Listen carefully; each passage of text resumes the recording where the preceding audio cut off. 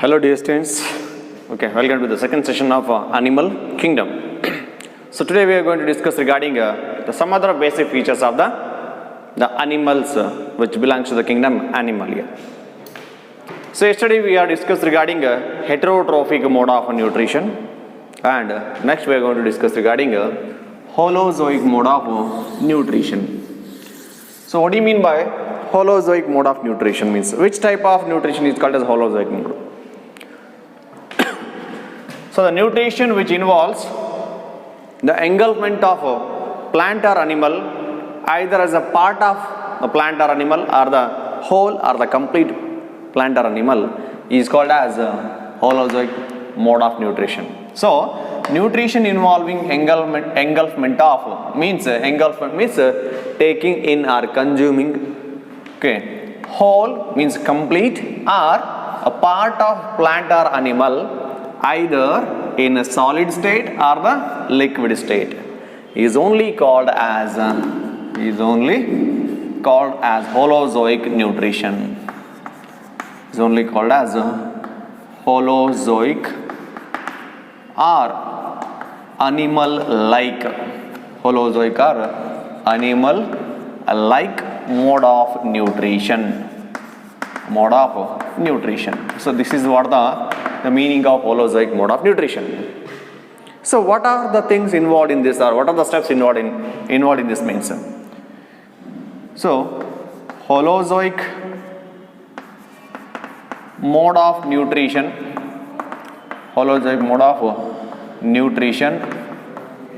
involves firstly ingestion, and next digestion, and then absorption and assimilation, and then ascension. So what is the meaning of this?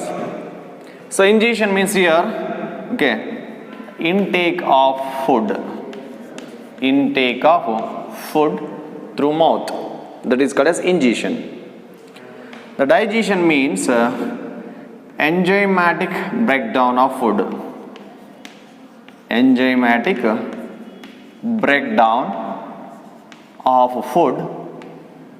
Into absorbable form, that is called as digestion. Then absorption and assimilation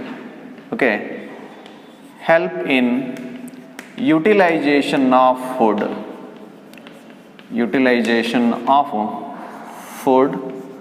in body, in various parts of the body. Means the nutrients which are released in the enzymatic breakdown of the food will be absorbed into the bloodstream. Then through the blood it get assimilated, means transported into the various parts of the body, so that each and every cell or each and every tissue of the body can utilize that nutrients for their functions, specific functions. Lastly, ascension means here, that is excretion or removal of the undigested and unabsorbed food as fecal matter. So these are the steps which are involved in the holozoic mode of nutrition in the animals. So holozoic mode of nutrition is also a basic feature of animals, or the organisms which are called as animals. Then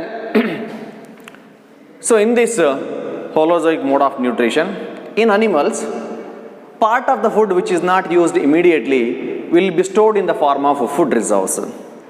So in animals the food reserves are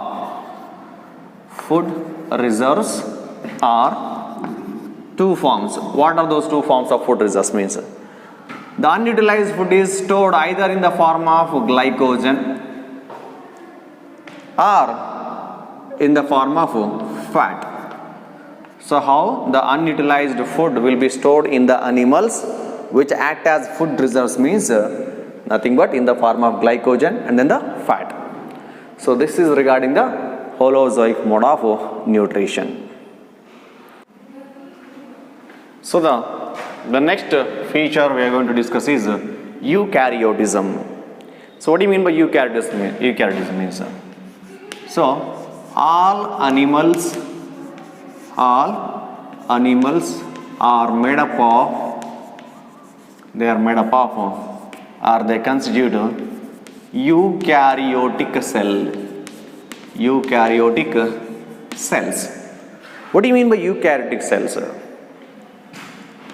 That is eukaryotic cells, they possess or they consist of nucleus, definite nucleus. There will be a presence of definite nucleus. Means the nucleus which contains or which is bounded by the nuclear envelope, then it is called as definite nucleus. Definite nucleus which is bounded by nuclear membrane or nuclear envelope. Nuclear membrane or the nuclear envelope. Not only the membrane bound nucleus is present, so that cell is called as eukaryotic cell, and the organisms possessing that eukaryotic cells are called as eukaryotes. Along with that, and also several membrane bound organelles will also be present, and also contains several membrane bound organelles.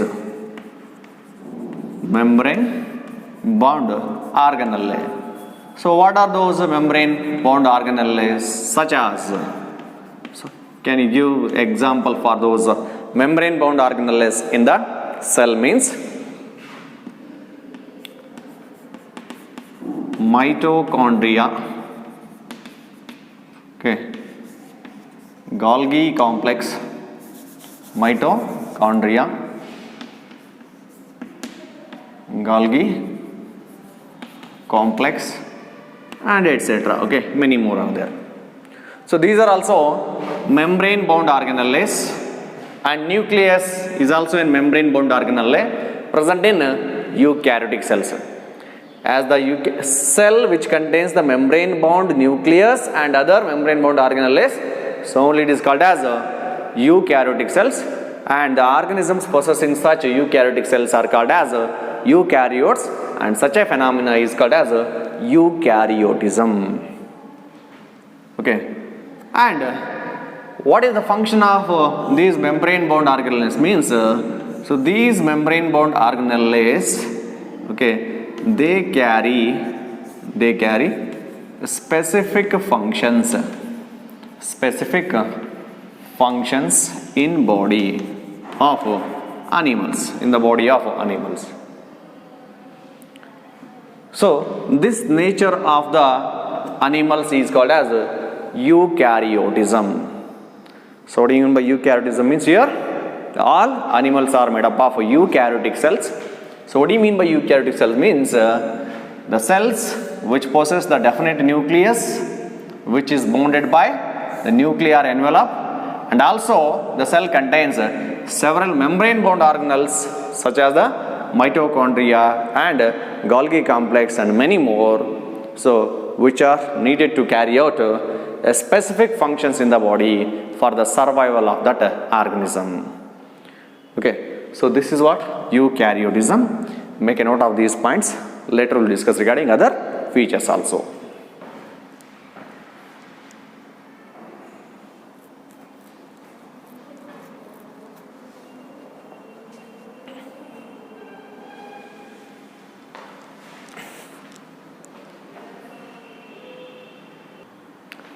See, as we already discussed the difference between the plant cell and then the animal cell while defining the animals, right? So animals are heterotrophic eukaryotic organisms which possess multicellularity. Means they are unlike the plant cells. Means along with the heterotrophic eukaryotism which possesses the multicellularity and lacks cell wall anta ಹೇಳಿದ್ವಿ definition. So what is that means? Unlike plant cell, animal cells do not have the cell wall. ಅಂದರೆ plant ಸೆಲ್ಲಲ್ಲಿ cell wall ಇರುತ್ತೆ, so animal ಸೆಲ್ಸಲ್ಲಿ cell wall ಇರೋದಿಲ್ಲ. So that is what the difference between plant cell and the animal cell. So unlike plant cells, animal cells do not have cell wall. Then how they maintain the definite shape and size means they only have, means animal cells, they only have cell membrane in order to maintain cell membrane to maintain a definite shape of organism. So this is what the difference between the plant and the animal cell that can also be included in the eukaryotism. The next is multicellularity. The next feature is multicellularity. What do you mean by multicellularity? So as the word itself indicates here, multi means many, cells, cellularity, presence of many cells in single organism, that is only called as multicellularity. So here we can say that no animal is unicellular. ಯಾವ animal ಕೂಡ unicellular ಆಗಿರೋದಕ್ಕೆ ಸಾಧ್ಯ ಇಲ್ಲ. Okay, so no animal is unicellular means all animals are made up of all animals are made up of more than one cell, so only they are multicellular. All animals are made up of more than one cell, so only they possess multicellularity. Then how many cells will be present? So now, okay, animals means some animals can have how many number of cells? Some can have only hundreds of cells,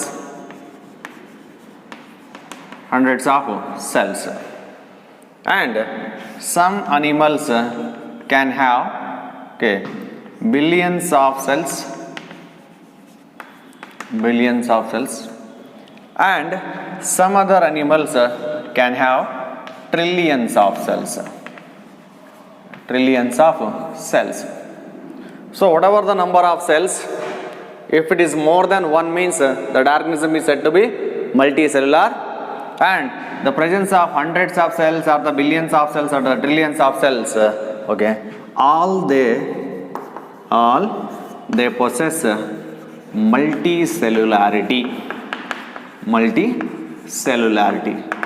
So this is what the another basic feature of animals.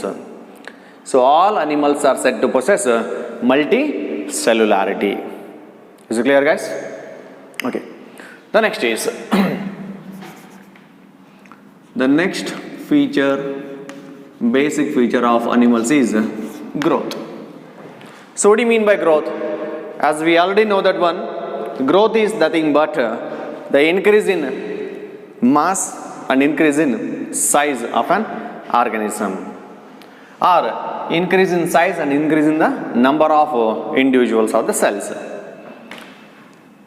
So here all organisms are here, all animals grow from birth. All animals grow from birth to certain stage.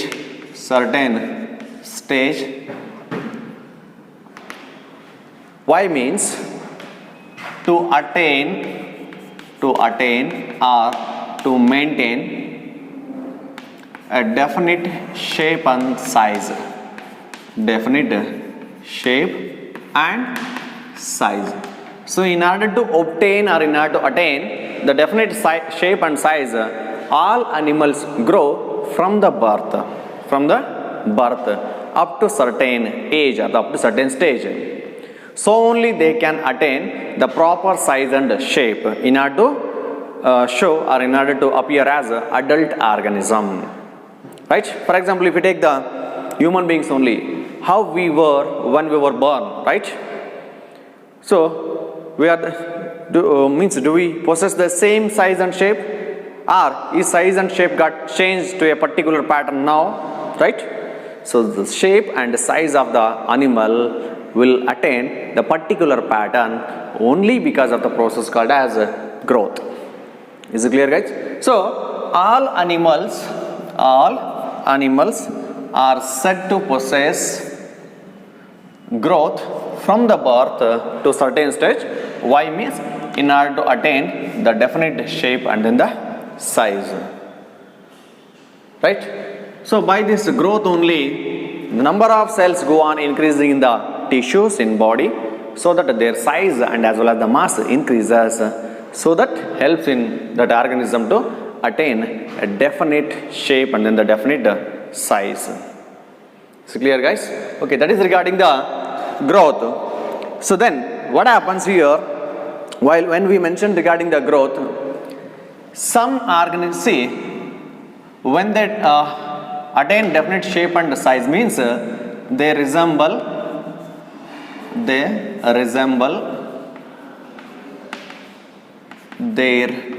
adults.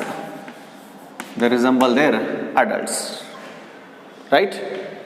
But sometimes what happens?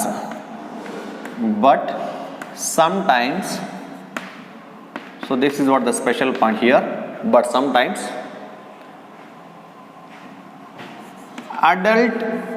adults are remarkably different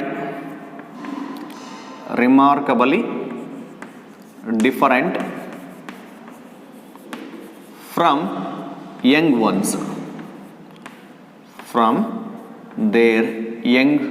ones, right? And about this we discuss in future classes under the topic or under the concept called as metamorphosis. This can be well observed in a process called as metamorphosis. See, if you take the example here means, the tadpole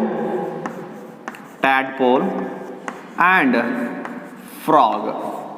The frog is the adult form and tadpole is the young one. So tadpole look like a fish and the frog will be completely different from that tadpole in the appearance. But we know that the tadpole only will become frog, or tadpole only undergoes metamorphosis process in order to become an adult frog, right? So then also, why there is a remarkable difference in their appearance from young one to the adult stage, right? About that we discuss in future classes under the topic called as metamorphosis. So always animals, when they grow from birth to the certain stage, okay, they will not have the same appearance. Not only their shape and size changes, but even their appearance can also change in some of the examples. Okay, but why the growth takes place here means in order to attain the definite size and shape, the growth takes place in all animals, and this is another basic feature of all animals. Now make a note of these points.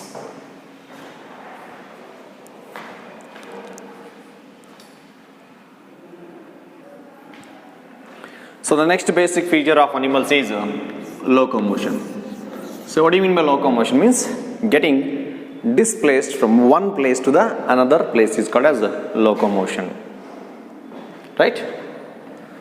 So most of the animals most of the animals, okay, show locomotion. That is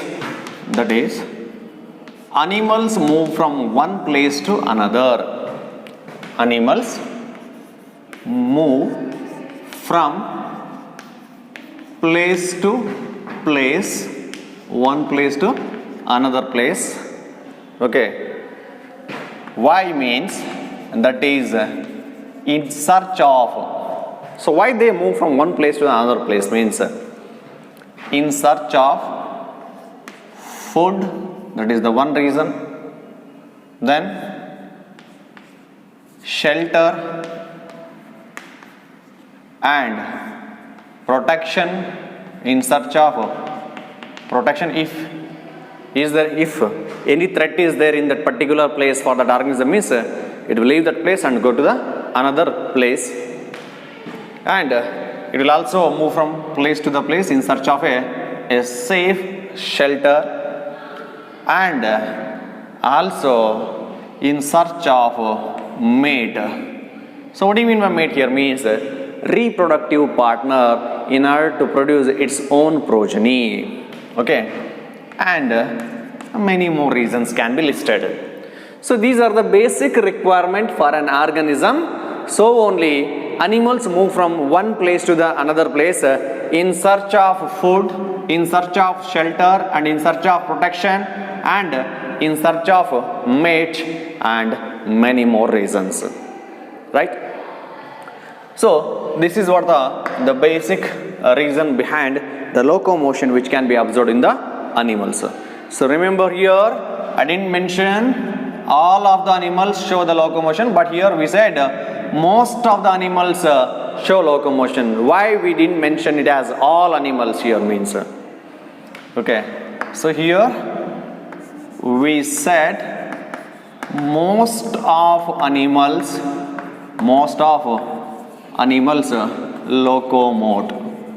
locomote from one place to another place, but not all. The reason is because some organisms or some animals cannot locomote from one place to another, and they permanently remain attached, permanently. They remain attached permanently to an a solid support. So the solid support is called as what? The solid support is called as, right? Okay, the solid support which can be from the surface, and such a phenomena is called as and are said to be sessile. Such organisms are said to be sessile, means not moving from one place to the another place. So example of such organisms, if you take the example, the sponges will be the good example for the sessile organisms. See here we said most of the animals they get locomoted or move from one place to the another place, but there are some organisms or some animals are there which cannot move or locomote from one place to the another place, and throughout their life they remain attached to the solid support and are said to be the sessile in nature, or the sessile organisms. So yes, what is the name given for the solid support to which they attached means this solid support is called as substratum. What is the name given for that solid support means substratum. So the sessile organisms always remain attached permanently to an substratum. It may be the rock or it may be the surface. Okay. So that throughout its life it remain attached to that substratum only. Okay. It remain attached to that substratum only, and such organisms are called as sessile. So this is regarding the locomotion as another feature of the animals. Make a note of these points now.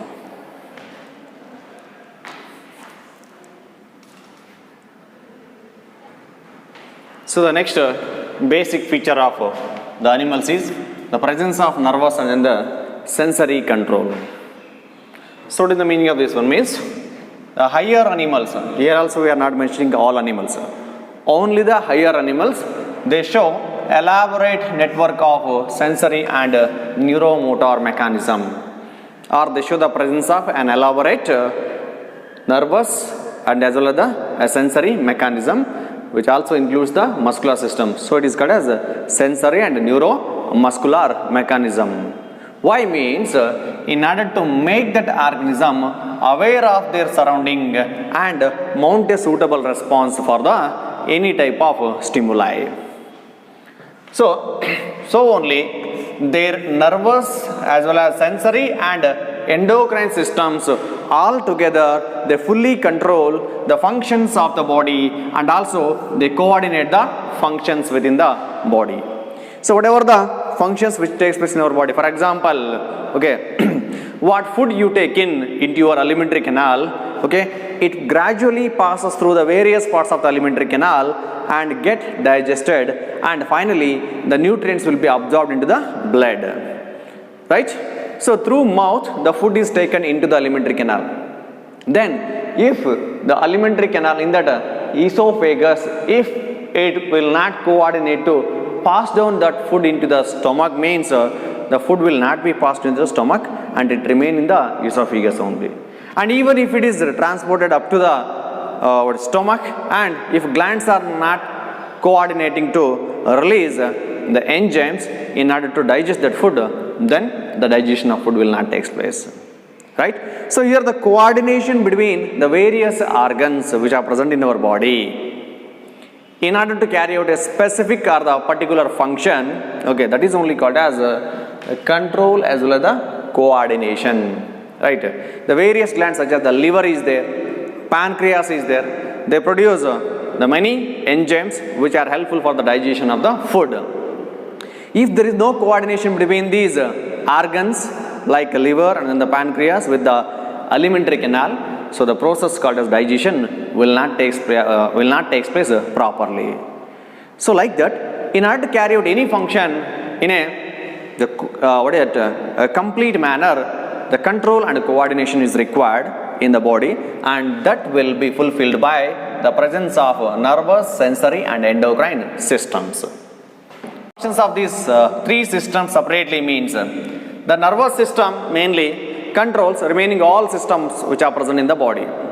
The various systems which are present in our body, like digestive system, okay, reproductive system, respiratory system, circulatory system, skeletal system, muscular system, nervous, muscular system, and then integumentary system, like that. All other systems which are present in the body, they are under the control of a master system that is called as a nervous system. Okay, that includes the brain and spinal cord as the main parts of this nervous system, right? Next, sensory system. Through sensory organs, there are main 5 sensory organs are present in our body, right? Like eyes, nose, tongue, skin, ear. So with these sensory organs, the sensory system makes that organism aware of the changes which takes place in the surrounding environment. So whatever the changes takes place in our surrounding environment, we get that information through sensory organs and we will be aware of the changes which takes place in our surrounding environment. And lastly, the endocrine system that integrate the functions of various parts of the body by or through release of chemicals called as hormones. So these hormones help in integration and coordination of the functions of various organs which are present in our body. Okay, so that the complete control and coordination of body function can be achieved. But the lower level of organisms do not possess any specialized sensory or the nervous system. But lower level of animals do not possess the sensory or nervous system as the specialized systems of the body. So the example of that one is the sponges. In sponges, there is no cell present in its body. It can be called as a nerve cell. ಅಂದರೆ nerve cell ಅಥವಾ neuron ಅಂತ ಕರಿಬಹುದಾಗಿರ್ತಕ್ಕಂಥ ಯಾವುದೇ cell ಕೂಡ sponges ಅಲ್ಲಿ ಇಲ್ಲ. So they lac the nervous system. So only we have use the term here only the higher animals show the elaborate sensory and then the neuromotor mechanism, but not all animals. Is it clear, guys? This is regarding the nervous and as well as sensory control. And the next feature is reproduction. Next feature of animal is reproduction. So what do you mean by reproduction? It is a process in which the individual organisms produces their own type of progeny or the offspring, and that process is called as reproduction. Right? Means here the male and female together, if they produce their own type of progeny, that type of reproduction is called as sexual reproduction. If only one parent is required and it is enough to produce its own progeny, means that is called as asexual reproduction. So there are two modes of reproductions are there. But what is the definition of reproduction? Means production of individual or the offspring of its own type from any individual, that is called as reproduction. So in higher animals,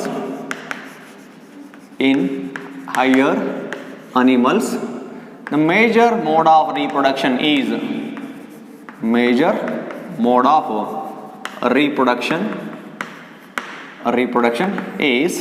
sexual reproduction. So which is the major mode of reproduction in animals? Means that is sexual reproduction. What happens in sexual reproduction? So in which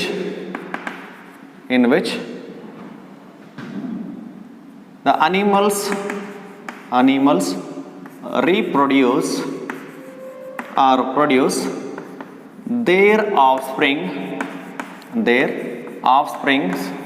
or progeny through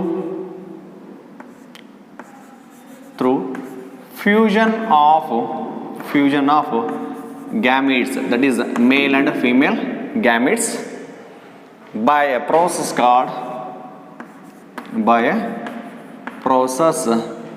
of copulation of male and female. What do you mean by copulation here? Means nothing but the sexual act or the sexual intercourse between the male and female that leads to the fusion of the gametes and which is followed by the embryological development in order to produce their own offsprings. Such a method of reproduction is called as sexual reproduction. But some lower level of organisms can reproduce through asexual modes also. But lower level of organisms, that is particularly animals, lower level of animals can reproduce asexually by the processes such as like budding,